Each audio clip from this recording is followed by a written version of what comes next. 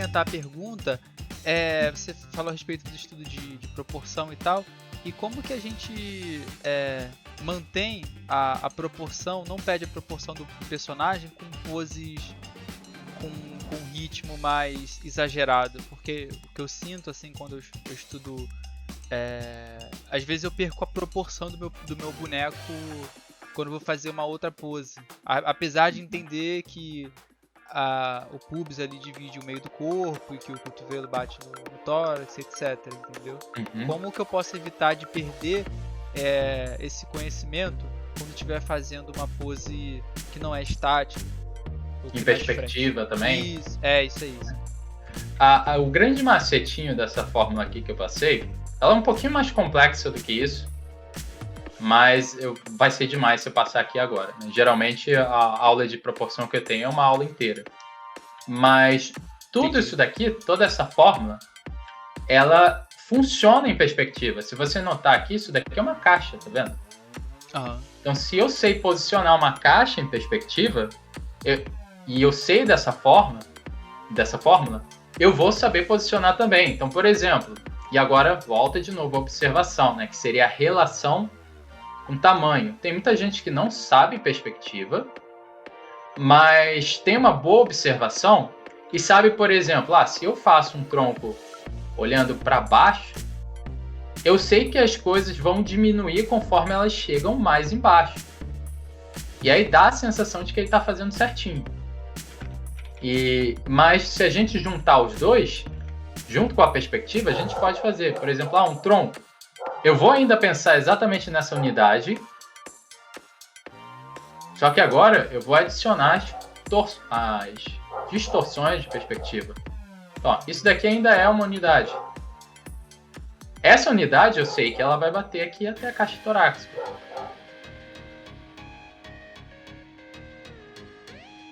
Fazer bem simples, que nem o boneco. A gente não quer começar coisas realistas. E de acordo com a observação e também relação de perspectiva, eu sei que conforme as coisas vão se aproximar da câmera, maior elas vão ficar. Então elas não vão seguir exatamente essa fórmula. Eu sei que essa área vai ser maior e essa área vai ser maior ainda. Então, se essa é a caixa torácica, eu tenho a segunda parte, ela vai ser maior do que a primeira. Um pouquinho maior. Se eu divido essa área, eu tenho a área do meu tronco, da barriga, da pelve, aqui. E eu sei que agora essa área da coxa vai ser maior ainda.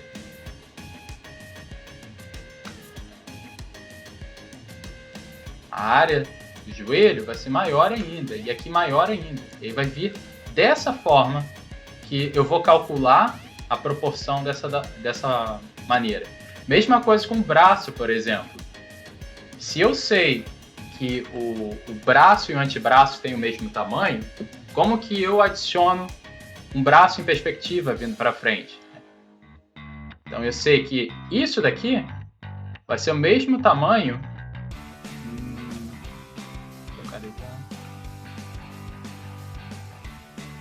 disso daqui.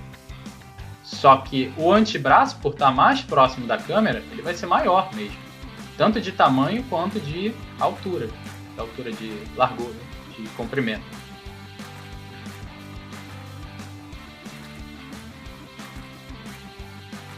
Então se eu vou desenhar, eu ainda estou pensando exatamente naquela proporção lá que eu falei. Só que agora eu estou botando um novo nível de dificuldade. Eu estou pensando nela com uma perspectiva.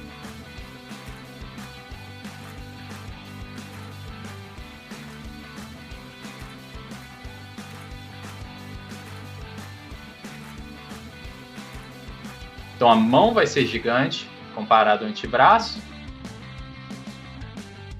E o braço superior vai ser bem pequeno comparado ao antebraço.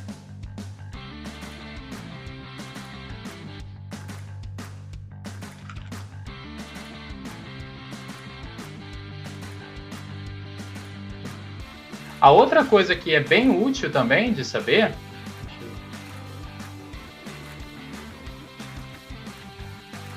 é que a perspectiva, ela também... Isso é bem importante a gente estudar a perspectiva por causa disso. Ela também segue um ritmo radial, por causa da lente da própria perspectiva. Eu acho que vocês já devem ter ouvido falar, mas a nossa perspectiva ela não é um ponto de fuga somente, ela é tudo coisas assim. Se fosse uma esfera dessa maneira. Por causa disso, a gente consegue também medir as coisas através de curvas. Então, se eu tenho um tronco assim, e o braço ele está desse tamanho aqui, beleza, eu sei que o braço superior é do mesmo tamanho do tronco. Mas se ele chegar ao lado, o que vai acontecer? Por exemplo, se ele vier para cá, como que eu sei que é aqui e que não é aqui? Ou então, será que ele tem que terminar aqui também? Não sei. Então, a gente utiliza curvas para poder saber aonde que essa perspectiva acaba. Ah, tá. Agora eu sei que ele vai terminar aqui. Isso funciona também em perspectiva. Então, se eu tenho uma caixa assim,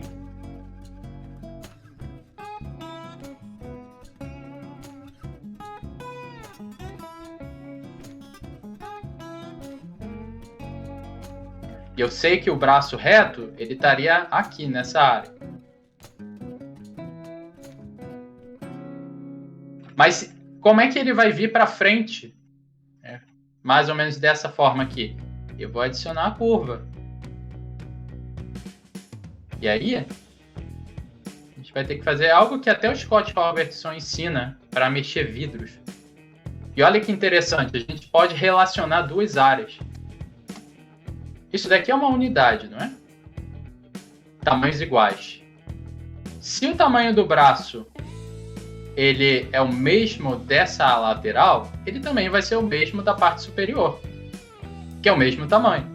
Então, em perspectivas difíceis, eu posso, ao invés de me atentar a essa área, eu posso me atentar a essa, que é o mesmo tamanho.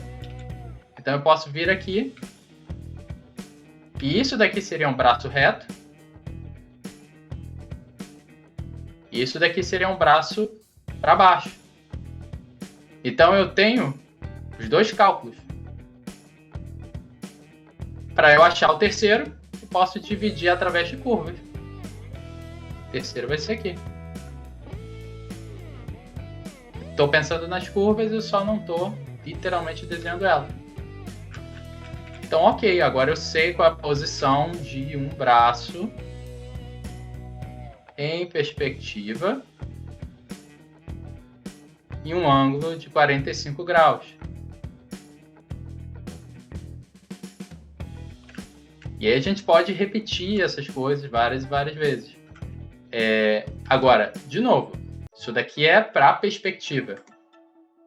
Tudo isso se torna reflexo conforme a gente treina e a gente não precisa necessariamente fazer isso daqui de novo. A gente só precisa já decorei esse tamanho.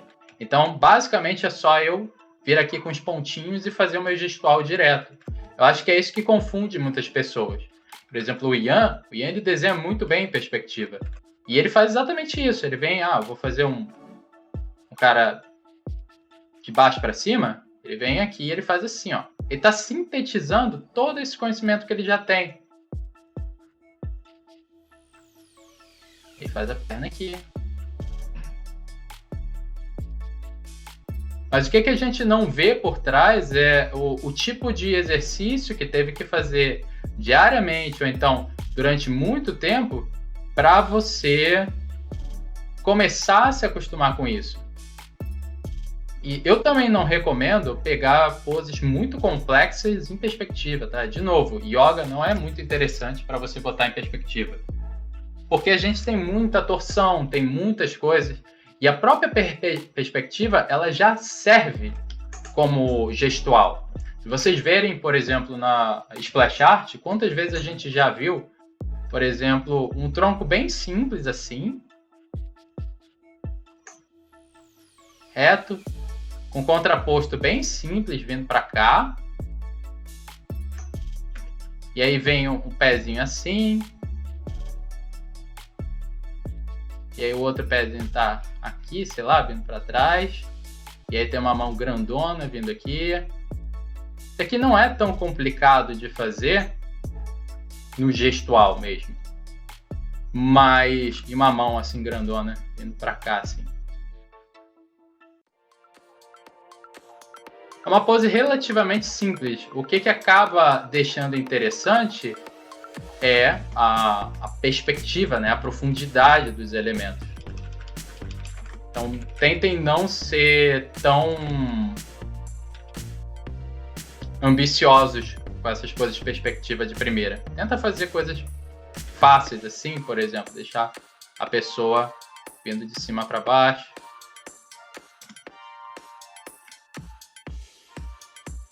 Foi para responder, Nando?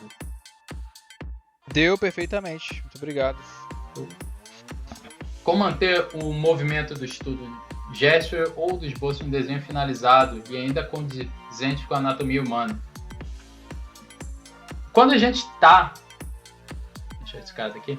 Quando a gente está com a intenção de finalizar um desenho e não de estudar a estrutura e tal, mas a gente precisa pegar o gestual de uma forma rápida. A gente não quer, por exemplo, pensar em apontar a caixa literalmente, apontar todas essas coisas literalmente. A gente quer realmente focar a intenção no gestual. Então, por exemplo, se eu vou fazer uma perna,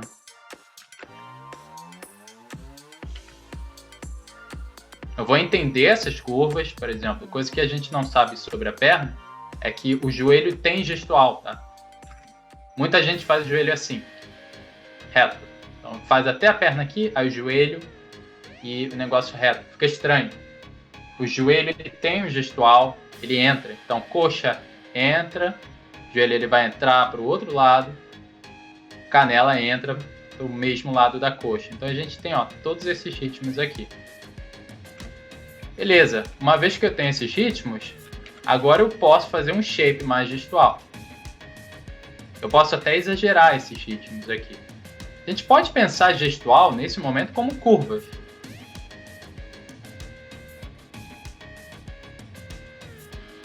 Curvas simples e complexo. Então eu tenho um lado complexo, um lado que vai ser mais simples.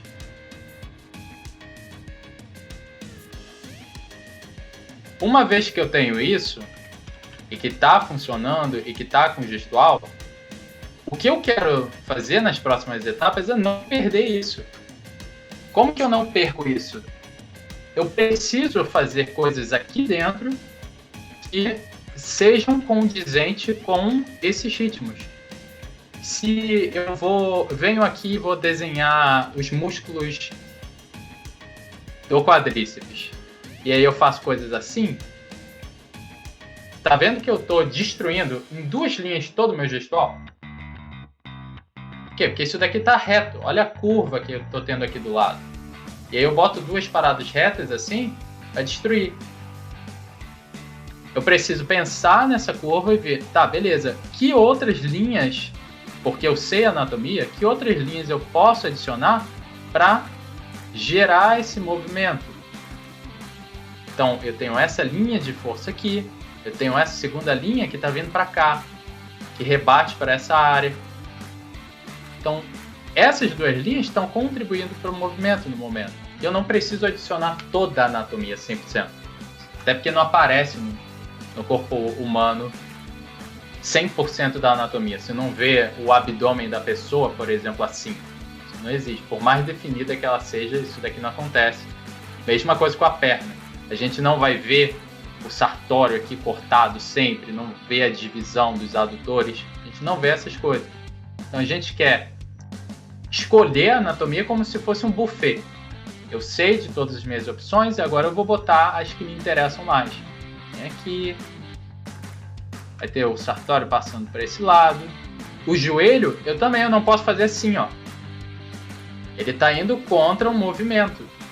Então eu preciso, na hora de desenvolver o joelho, fazer essas curvas que contribuem Isso daqui não é só na anatomia, não. Isso daqui é em qualquer vestimento também. Até em armadura. Se você for desenhar armadura e não pensar nisso, vai ficar estranho.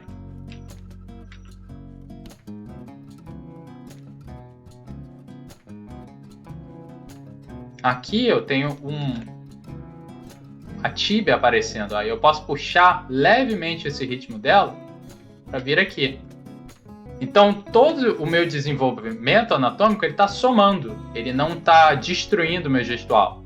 Eu posso até adicionar mais elementos anatômicos que vão contribuir para o gestual. Eu posso vir aqui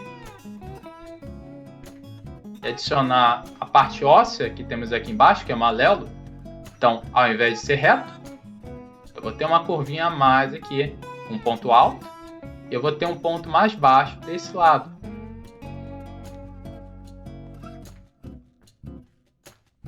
Só para ter ideia, galera, é bem assim as aulas de reforço.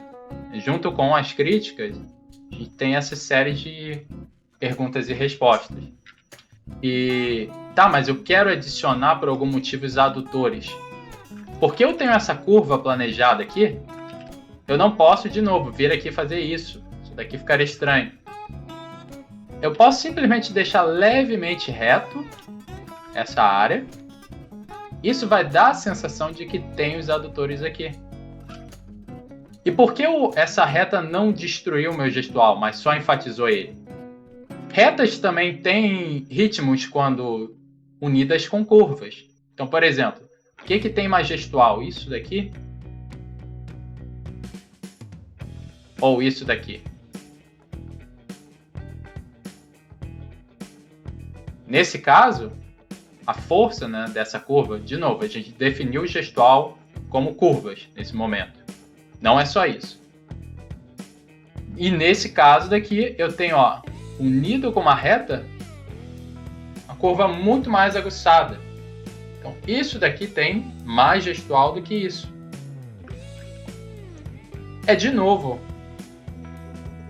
uma mistura entre simples, complexo e curvo com reto.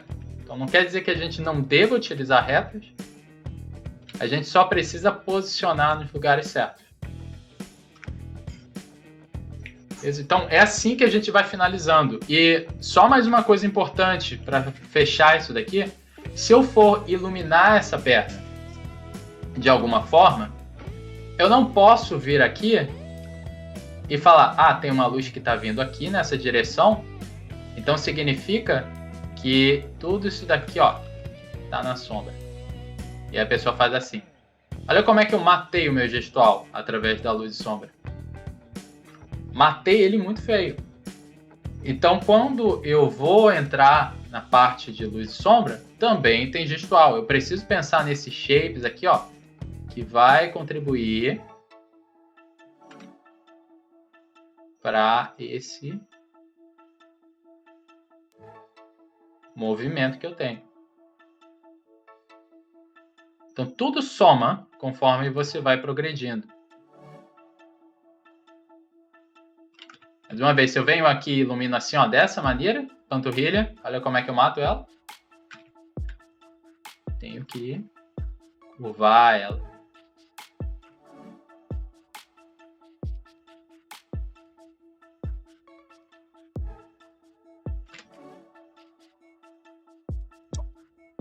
Show? A gente sempre faz dessa forma. E aí o resto é gradação, é coisas que são muito mais fáceis. Se a gente chega nessa etapa bem, o resto é detalhe do detalhe mesmo. Fazer as transições.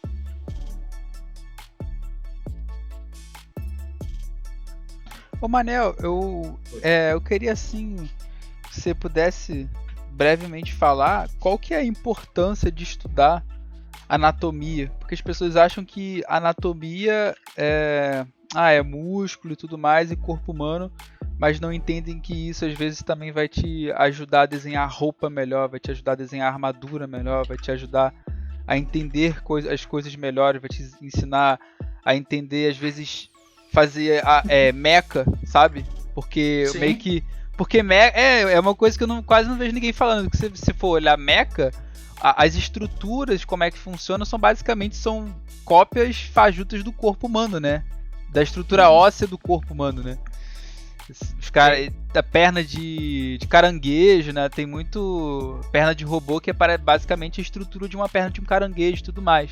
E eu sinto que às vezes as pessoas negligenciam o estudo da anatomia e aí acabam adquirindo certas dificuldades em desenhar muitas coisas e não sabem por quê. E eu queria que você falasse um pouco da importância da anatomia, para que ela serve, como ela influencia no seu trabalho. Se você puder falar um pouquinho brevemente pra gente.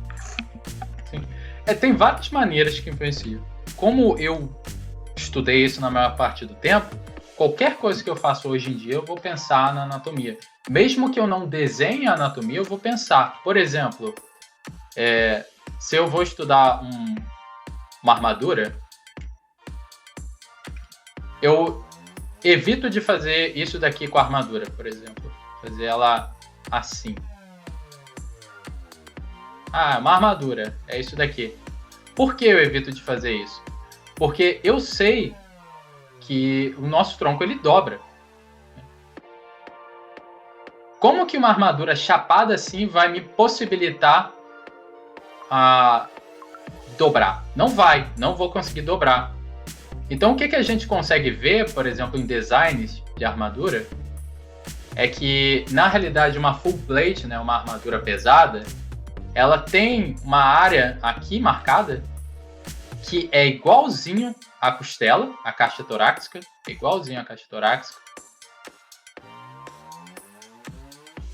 que fica à parte do plano superior. Ou seja, isso daqui é uma peça. E aí eu tenho uma outra peça que se junta nela.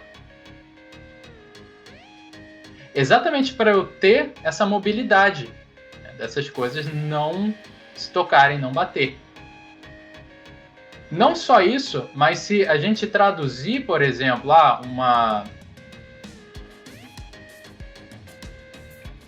um braço com armadura, a gente tem aquela parada que é sempre difícil de desenhar, que é um cilindro, que vem assim.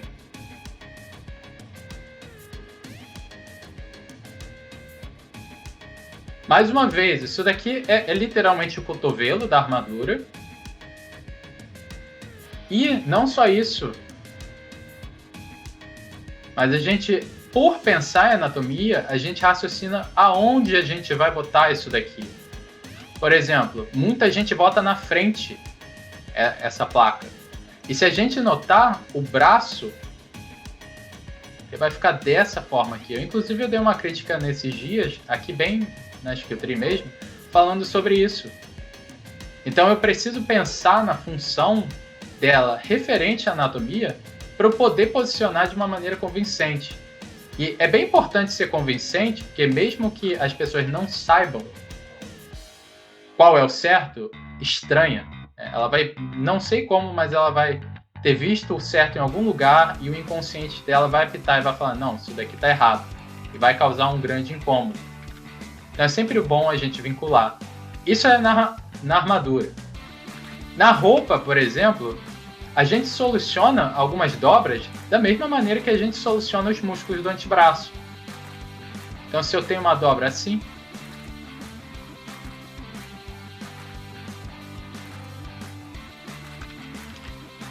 se eu desenho os músculos do antebraço, nessa dobra daqui, eu tenho o epicôndilo.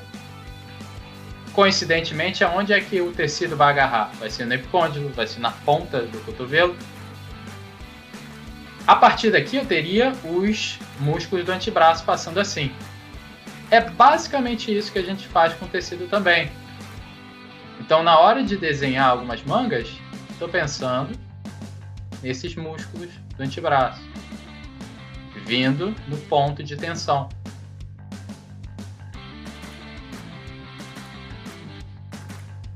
Então ajuda também com essas coisas. É claro que não vai ser tão forte assim.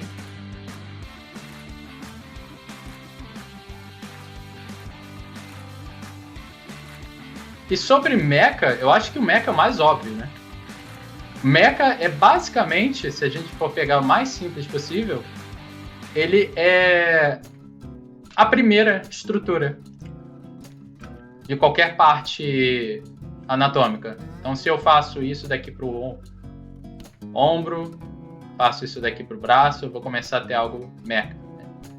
E aí, por exemplo, mais uma vez, tá, mas se o braço dele se mexe como se fosse uma alavanca, eu vou ter que botar alguma coisa que substitui a una. Para quem não sabe, a una é o nosso cotovelo, e ela que é a alavanca do antebraço, ela que faz o antebraço subir e descer.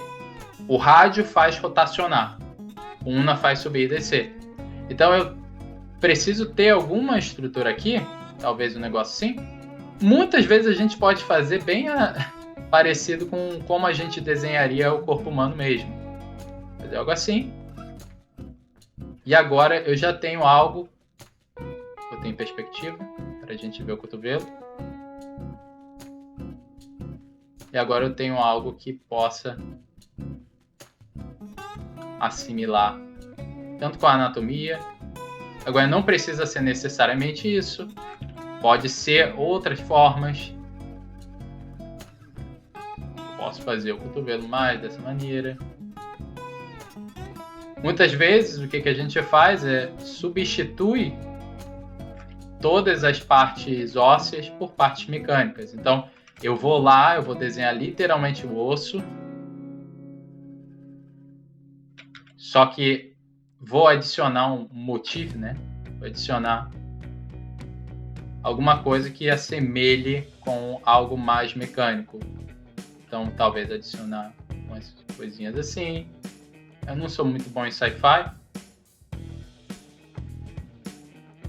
mas fazer peças dessa forma ajuda bastante também. A estrutura é anatômica, né? A única diferença é que você vai, ao invés de botar carne, né, como o design, você vai substituir a carne e os músculos, né, por peças, por encaixes, parafusos e shapes, né, Sim. etc. Sim, exatamente. Até o próprio Quaresma, ele fala isso, né, que muitas vezes a gente pega e vai fazer alguma coisa e sempre vai ser a mesma coisa. A única diferença é que a gente muda esses shapes. Tá? Se eu quero deixar algo mais armadura, eu vou vir aqui e vou fazer algo assim.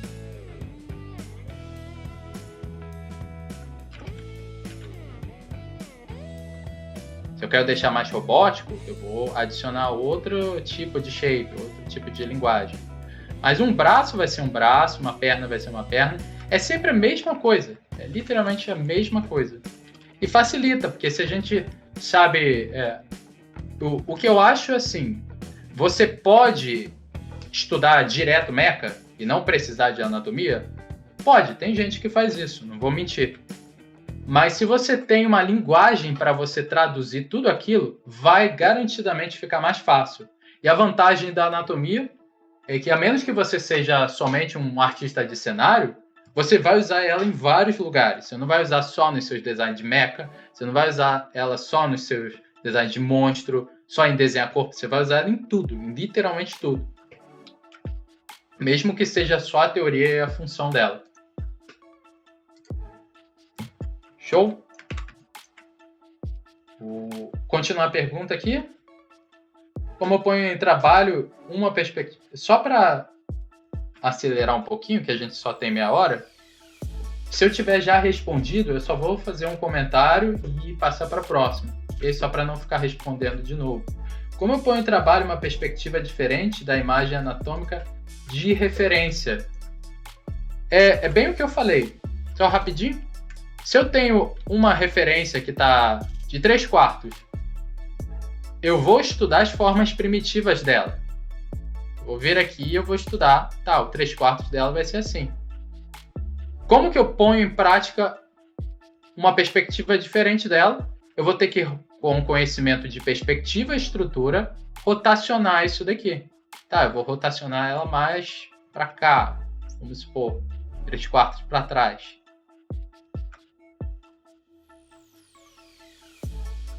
rotacionar para cima.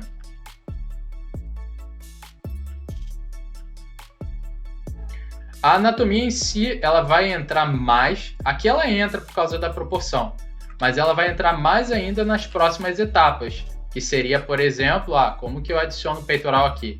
Tá, então na referência eu estou vendo que o peitoral insere na frente do plano. Então aqui não teria o peitoral aparecendo, no máximo assim. Aqui eu vou cortar metade do plano e inserir o peitoral aqui nessa área. Aqui, se eu fizer uma visão de baixo, vou adicionar ele bem nessa área. Então é assim que a gente interpreta a referência de forma diferente.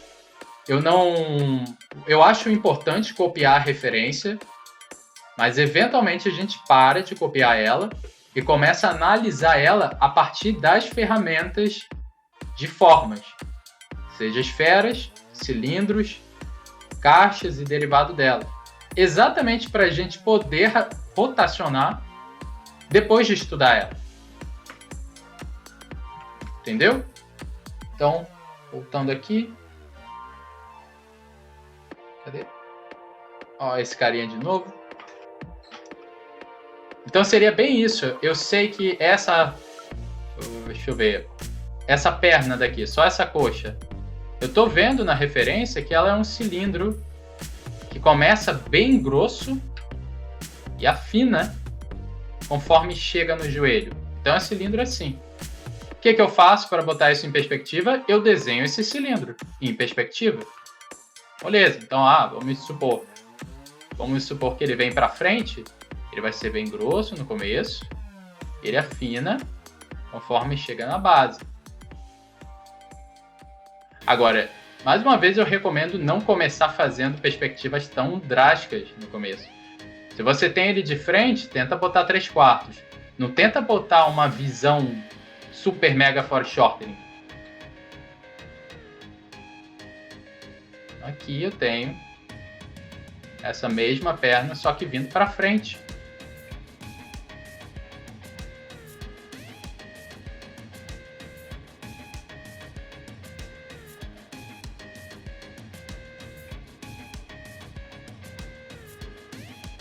E se fosse continuar, teria vindo mais para frente aqui.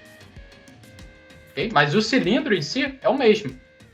Eu só rotacionei o cilindro.